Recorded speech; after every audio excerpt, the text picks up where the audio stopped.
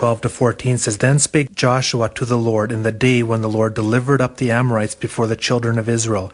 And he said in the sight of Israel, Sun, stand thou still upon Gibeon, and thou moon in the valley of Abjalon. And the sun stood still, and the moon stayed, until the people had avenged themselves upon their enemies. So the sun stood still in the midst of heaven, and hasted not to go down about a whole day. And there was no day like that before it or after it, that the Lord hearkened unto the voice of a man. For the Lord fought for Israel.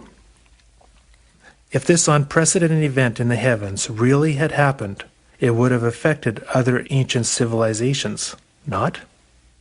The Babylonians, Professor Jensen reports, have an account for a day of twice normal length. The Peruvians have an ancient notation of a day that lasted twice the normal time, according to Professor Ocott. Seneca, a Roman writer, records the sun reversing its course and blotting out the night. Greek historian Herodotus recorded that when he visited Egypt, the priest there showed him an ancient manuscript that told the story of a day that lasted twice as long as a normal day. Egypt. Ferdinand Krombet translated some Egyptian hieroglyphics that said, The sun, thrown into confusion, had remained low on the horizon, and by not rising had spread terror amongst the great doctors. 2 days had been rolled into one. The Quiche-Mayans of Guatemala. They did not sleep. They remained standing, and great was the anxiety of their hearts and their stomachs for the coming of the dawn and the day. Oh, if we only could see the rising of the sun.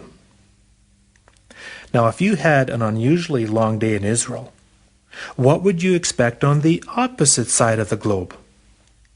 Well, the Aztecs of Mexico, who were very sophisticated astronomers, report in ancient times both the sun and the moon stood still shortly after sunrise. So a conclave of the gods was called and a sacrifice made. The North American tribe, the Omahas, tell of the sun being caught in a rabbit's trap and only released just before dawn. Could God reorder our day? He wants you to focus beyond what you can see.